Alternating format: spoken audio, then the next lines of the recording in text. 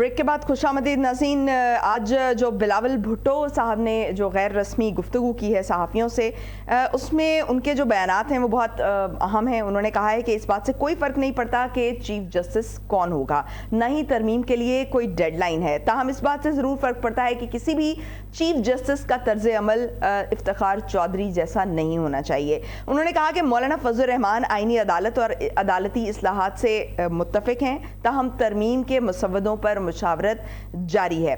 Peoples party की नज़र में सूबों में भी आईनी अदालतें होनी चाहिए। आला अदालतों में तकर्रियाँ भी अदलिया, पार्लियामेंट और वकला की मुतनासिब नुमाइंदगी से होंगी। उन्होंने इमरान खान के हवाले से भी बात की और उन्होंने कहा कि आज भी सियासतदानों के बजाय इमरान खान इस्टेब्लिशमेंट से बात करना चाहते हैं। अगर वो सियासी फैसले करते तो आज भी वज़ीर आज़म होते, अब उनका मुस्तकबिल रोशन नहीं है।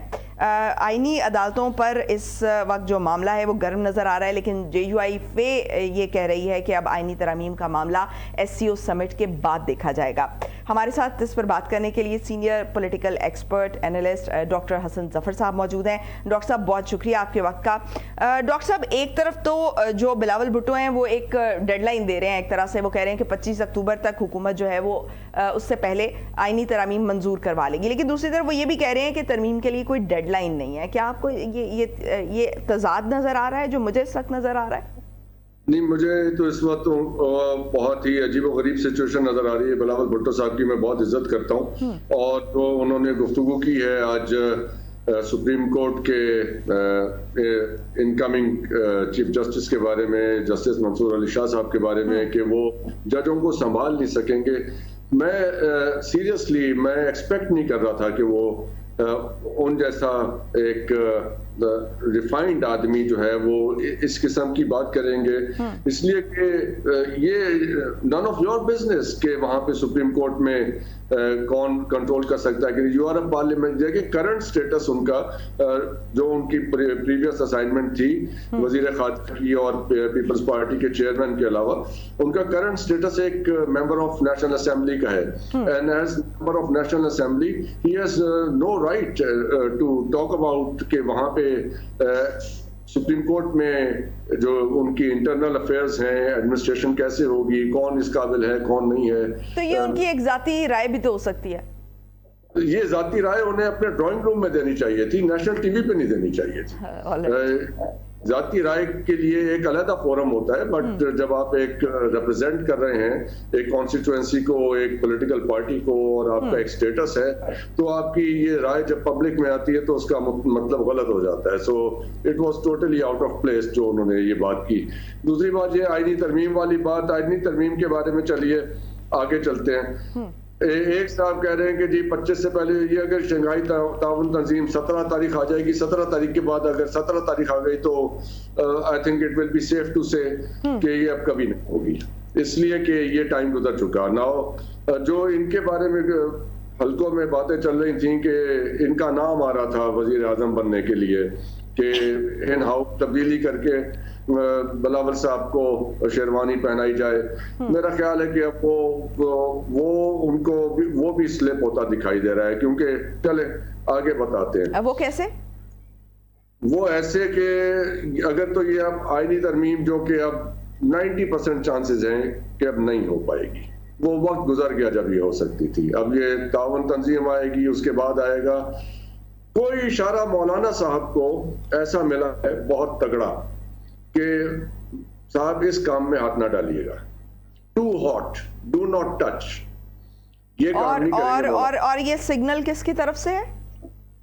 ये सिग्नल अभी चलिए कबल अज वक्त है इस बात को आपके चैनल पे करना, पब्लिक में करना कि किसकी तरफ से है। बहरहाल एक मजबूत तरफ से ये आप इसका खदशा जाहिर कर रहे हैं उनके रवैये से, जो वो अभी इस वक्त मिक्स सिग्नल्स दे रहे हैं, उसकी वजह से आप इस सिचुएशन को एनालाइज कर रहे हैं, या आपके पास कोई खबर भी है इस हवाले से? इतना हिंट तो कर सकते हैं ना?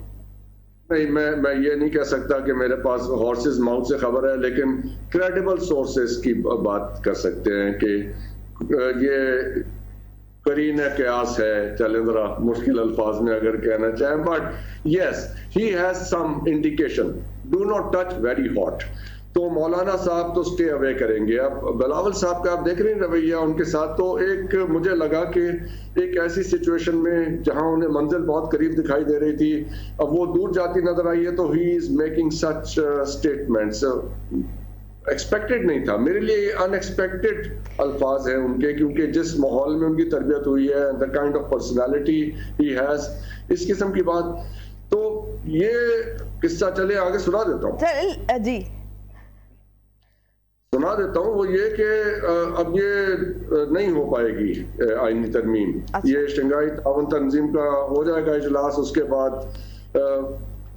زیادہ امکانات یہ ہیں, 90% امکانات جسٹس منصور علی شاہ صاحب اسی سپریم کورٹ کے چیف جسٹس بنیں گے, and there will be no amendment thereafter. دیکھیں یہ امینڈمنٹ اس گورنمنٹ کو سوٹ کرتی ہے جس کے پاس یہ یقین دہانی ہو کہ بھائی آپ اگلے 10-15 سال کہیں نہیں جا رہے. You know what I mean? کیونکہ اگر انہیں پتا ہے کہ یہ ترمیم کر کے یا کسی اور بات میں یہ اتنا وقت زیادہ نہیں ہے, تو یہ دوسری سائڈ پہ بیٹھ جائیں گے یہ ترمیم کر کے, یہ توق اپنے گلے میں ڈال کے. No, very unlikely. لیکن یہ بھی تو کہا جا رہا ہے کہ حکومت اور اتحادیوں کے لیے اس وقت یہ بڑا ضروری ہو گیا ہے کہ آئینی ترامیم آئیں, ادروائز جو ہے وہ سچویشن اپوزٹ بھی ہو سکتی ہے. تو اپوزٹ ہو چکی ہے, پہلے ہی ہو چکی ہے, جو ہونا تھا ہو چکا ہے. اب یہ ہے کہ جو ہے پرانی ٹیم جو تھی کیئر ٹیکر, لیکن مولانا فضل الرحمان جو ہیں وہ ان کو یہ جو جوڈیشل پیکج ہے اس پر تو اعتراض نہیں تھا, جو باتیں خبریں سامنے آ رہی تھیں. ان کو ملٹری کورٹس کے حوالے سے کچھ کنسرنز تھے, ان کے جو فنڈامنٹل رائٹس ہیں ان کے حوالے سے کچھ کنسرنز تھے, کہ یہ جو یہ ٹربلڈ ریجنز ہیں ان میں ملٹری کورٹس بنائی جائیں گی, وہاں چونکہ کوئی اور طریقہ جو ہے وہ کارگر ثابت نہیں ہو رہا, اس حوالے سے ان کے کچھ کنسرنز تھے. ادروائز جو خبریں آ رہی ہیں یہ ہے کہ جوڈیشل پیکج پر ان کو کوئی اعتراض نہیں تھا.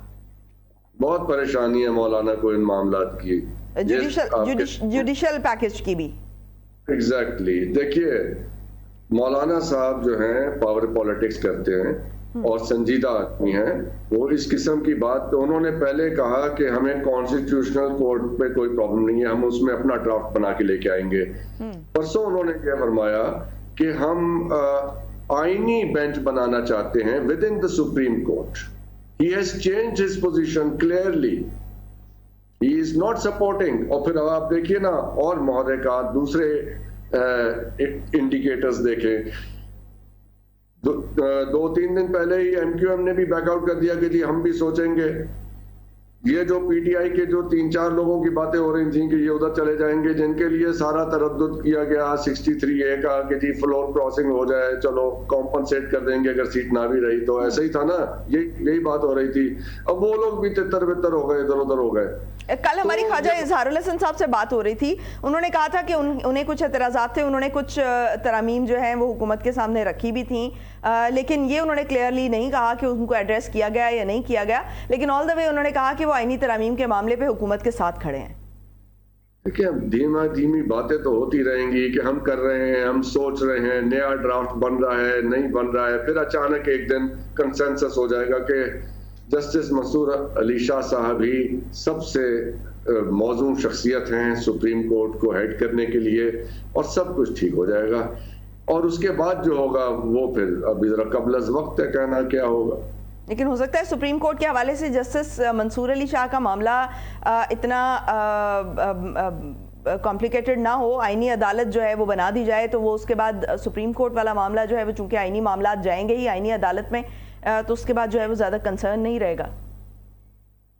تو پھر یہ بھی سوچ لینا چاہیے کہ اب یہ جو کرنٹ سیٹ اپ ہے یہ اگلے 10 سال رہے گا, کہیں اس کی علامات بھی نظر آ رہی ہیں آپ کو. کیونکہ یہ دیکھیے اس کے بعد تو ایبسولوٹ پاور آ جائے گی گورنمنٹ کے پاس to hire and fire the ججز ایز دے پلیز. آپ کو لگتا ہے کہ یہ 2 مہینے بعد یا 6 مہینے بعد, چلیں جی سال بعد بھی اگر انہیں جانا پڑ جائے, جو معاشی حالات ہیں وہ تو ہمارے سامنے ہی ہیں, وہ اس کے اوپر علیحدہ ڈسکشن کر سکتے ہیں ہم, وہ سنبھلنے والے نہیں ہیں. یہ غلط بتا رہے ہیں. یعنی آپ یہ کہہ رہے ہیں کہ ترمیم کے لیے جس ہوم ورک کا یہ کہا جا رہا تھا کہ کمپلیٹ ہو گیا ہے وہ کمپلیٹ نہیں ہوا ہے؟ نہیں, ہوم ورک بہت اچھی طرح کیا تھا, وہ بات اب پارٹیز کے اندر نہیں بن رہی ہے آگے. اب آپ کوئی آپ کو حکومت کا آدمی نظر آ رہا ہے بس کہ جی ہم تو ڈرافٹ بنا رہے ہیں, ایک اچھا بن گیا, سب کو ایک امبریلا کے نیچے آنا چاہیے, ایک پیج پہ آ جانا چاہیے, پھر وہ پیج کہیں ادھر ادھر ہو جاتا ہے, پھر واپس لے کے آتے ہیں کہ نہیں اس پیج پہ 2 نام اور لکھ لیتے ہیں, 3 نکل گئے. یہ ہو رہا ہے. It's over. ڈاکٹر صاحب ٹھیک, ڈاکٹر صاحب میں کچھ معیشت کے حوالے سے بھی بات کرنا چاہ رہی ہوں کہ جو سعودی وزیر سرمایہ کاری ہیں وہ کل پاکستان آئیں گے. $2 ارب کے معاہدوں پر دستخط کا امکان ظاہر کیا جا رہا ہے. کیسے دیکھتے ہیں اس میٹنگ کو, کتنی اہمیت کی حامل ہے یہ, خاص طور پر جب پاکستان کا ایک جیو پولیٹیکل رول ہے ایران اسرائیل جو اس وقت کنفلکٹ چل رہا ہے اس حوالے سے؟ $2 ارب کی انویسٹمنٹ پاکستان کے حالات کو دیکھتے ہوئے تو پینٹس ہے. $2 ارب کی جو انویسٹمنٹ ہوگی, آئی ڈونٹ نو کہ اس کی اس وقت سٹیٹس کیا ہے. وہ MOU ہے تو پھر ایک فوٹو سیشن ہے. جیسے پہلے انہوں نے کہا تھا کہ جی ہم آئل ریفائنریز میں انویسٹمنٹ کریں گے, کچھ بھی نہیں ہوا. کب کی بات ہے, 2 سال گزر گئے اس بات کو. ایک ایسے ہی ایک اور ایک نائس جیسچر, اور اگر ہو بھی جائے تو یہ $2 ارب کی جو انویسٹمنٹ ہوگی وہ کتنے دورانیے میں ہوگی, وہ کیا اگلے 3 مہینے میں ہو جائے گی یا اگلے 3 سال میں ہوگی, یہ ٹائم فریم ہمارے سامنے آئے گا تو ہم تبصرہ کرنے قابل ہوں گے اس کی اہمیت پہ. اور اگر ہو بھی جائے تو $2 ارب کی انویسٹمنٹ کون سی بڑی بات ہے اس ملک کے حالات کے اندر. آپ ذرا یہ دیکھیے کہ آپ کے ملک میں لوگوں کے پاس بہت پیسہ ہے. یہ 2 مہینے پہلے تو آپ کی حکومت نے لوکل مارکیٹ سے $6 ارب اٹھائے ہیں. تو جو لوگ ڈالر اپنے یہاں پہ کہیں چھپا کے بیٹھے ہوئے ہیں وہ کیوں نہیں لگاتے آ کے؟ کچھ سمجھائے نا مجھے. اور کون سے سیکٹر میں ہوگی یہ انویسٹمنٹ, سعودی انویسٹمنٹ؟ تو میری نظر میں تو اس کی کوئی بہت بڑی اہمیت نہیں ہے کہ اس کے اوپر پش ہوا جائے بیٹھ. لیکن پاکستان اور روس کے درمیان بھی کوئی زرعی تجارت کے فروغ کے لیے کوئی بارٹر معاہدہ ہونے جا رہا ہے. پھر دوسری طرف سٹاک ایکسچینج کو دیکھیں تو نئے ریکارڈز کا سلسلہ بھی جاری ہے. 86,000 کی سطح جو ہے وہ پہلی بار عبور کر گیا ہے یہ 100 انڈیکس. اس کے علاوہ جو مہنگائی ہے وہ بھی جو اشاریے ہیں وہ تو یہی ثابت کرتے ہوئے نظر آ رہے ہیں کہ کم ہو رہی ہے. اور دوسری طرف بیرون ملک مقیم پاکستانی جو ہیں وہ ریمیٹنس کی مد میں جو پیسے آتے ہیں اس میں 3 ماہ میں ایک اسٹیٹ بینک آف پاکستان نے جو اعداد و شمار جاری کیے ہیں اس کے مطابق 3 ماہ میں جو IMF پروگرام سے زائد رقم بھیج دی گئی ہے یہ ریمیٹنسز کی شکل میں. تو کیا یہ جو معیشت کے اشاریے ہمیں نظر آ رہے ہیں یہ کچھ بہتری کی طرف انڈیکیشن ہے؟ Not at all. ایک ایک کر کے کرتے ہیں, میں اس کو بیان کر دیتا ہوں. سب سے پہلے تو معیشت کے مہنگائی میں کمی آ رہی ہے, بالکل کمی نہیں آ رہی ہے. مہنگائی میں آپ کی افراط زر جو ہے وہ مسلسل اوپر جا رہی ہے, اس کے اوپر جانے کی رفتار میں کمی آئی ہے. یہ نہیں کہ آپ کی انفلیشن نیچے آ گئی ہے. یہ ایک ورڈ پلے ہے, ذرا اس کو سمجھنے کی کوشش کریں کہ پہلے آپ کی افراط زر جو ہے وہ تقریباً 40-45% کی رفتار سے اوپر جا رہی تھی. اب وہ کوئی 10-12% کی رفتار سے اوپر جا رہی ہے. اوپر ابھی بھی جا رہی ہے, یہ نہیں کہ افراط زر کم ہو گئی ہے. فوڈ انفلیشن ابھی بھی 50% سے اوپر پہ ہے اور یہ مسلسل اوپر جا رہی ہے, لیکن اوپر جانے کی رفتار کم ہوئی ہے. یہ چیز ایک تو بالکل کلیئر کر لیں. دوسری چیز ہے کہ ریمیٹنسز کا ایک جو ہے وہ موسم ہوتا ہے ہمیشہ. آپ دیکھیں کہ گرمیوں میں ریمیٹنس آپ کی کم ہوتی ہے, اس موسم میں یہ جو last quarter of the year یعنی یہ اکتوبر ٹو دسمبر بڑھتی ہے, پھر جنوری میں ڈاؤن جائے گی. یہ ایک پیٹرن موجود ہے. آپ پچھلے 15-20 سال کا نکال کے دیکھ لیے کہ وہ کچھ کوارٹرز ہیں جن میں یہ اوپر ہوتی ہے کہ کچھ میں نیچے ہوتی ہے, تو نتھنگ انیوژول. تیسری چیز آپ نے کہی تھی کہ sorry I miss that point, if you can repeat that. ایک تو یہ افراط زر کی تھی اور پھر اسٹاک ایکسچینج آپ کی مسلسل اوپر جائے گی. اس کی وجہ یہ ہے کہ اور اس سے کسی اسٹاک ایکسچینج جب اوپر جاتی ہے تو ہمارے جتنے معیشت دان ہیں, ڈاکٹر حسین جاوید صاحب کے ساتھ میری کل بہت ڈسکشن ہوئی ہے, انہوں نے بالکل واضح طور پہ بتایا کہ جب آپ کی اسٹاک ایکسچینج اوپر جاتی ہے تو اس سے عام آدمی کو قطعاً کوئی فائدہ نہیں ہوتا. اب آپ دیکھیے کیا ہو رہا ہے. آپ کا جو $6 ارب انہوں نے اٹھایا مارکیٹ سے وہ روپوں میں پیمنٹ کی، اور روپوں میں پیمنٹ کی ڈالر کی جو ٹرو ویلیو ہے وہ کوئی 235-38 کے اوپر ہے. یہ اشفاق تولا صاحب نے مسلسل مجھے بتایا ہے، اس بات کو اپڈیٹ کرتے رہے ہیں. 235-38 روپے کا ڈالر 280 روپے میں بیچا ان لوگوں نے جن کے پاس ڈالر رکھے ہوئے تھے. اس کی وجہ سے شرح سود نیچے آئی، آپ کی 21 سے 17.5 پہ آ گئی. اب یہ 9 پہ بھی لے کے آئیں گے، اس لیے کہ وہی پیسہ ری سرکولیٹ ہو کے انہی جیبوں میں واپس جانا ہے. جب انہی جیبوں میں واپس جانا ہے تو پھر ظاہر ہے کہ وہ جہاں پہ بھی وہ انویسٹمنٹ کریں گے تو آپ کی لوکل انویسٹمنٹ کی وجہ سے آپ کی سٹاک ایکسچینج جو ہے اس کے اندر ایک ہائپ کریٹ ہوگا. صحیح، یعنی آپ کو یہ جو تمام اشاریے جو میں نے بھی گنوائے بھی اور جن کی بات بھی کی جا رہی ہے، آپ کو ان کا فائدہ جو ہے وہ عام عوام تک منتقل ہوتا ہوا دکھائی نہیں دے رہا؟ بالکل نہیں ہوگا، بالکل نہیں ہوگا. یہ وہی پیسہ ہے جو آپ کے لوگوں کے پاس رکھا ہوا تھا اور انہوں نے سٹیک کیا ہوا تھا، اسی کو ری سرکولیٹ کر کے یہ سارا کھیل ہو رہا ہے. ٹھیک ہو گیا، اس سے کوئی تعلق نہیں ہے. کوئی مہنگائی کم نہیں ہوئی ہے، مہنگائی مسلسل اوپر جا رہی ہے لیکن ذرا کم رفتار سے اوپر جا رہی ہے. آل رائٹ، بہت شکریہ ڈاکٹر حسن ظفر صاحب ہمارے ساتھ موجود تھے. ناظرین آج کے لیے اتنا ہی، کل ہوگی آپ سے دوبارہ ملاقات. مجھے دیجیے اجازت. پاکستان کی ہمیشہ پائندگی کی دعا کے ساتھ. اللہ حافظ.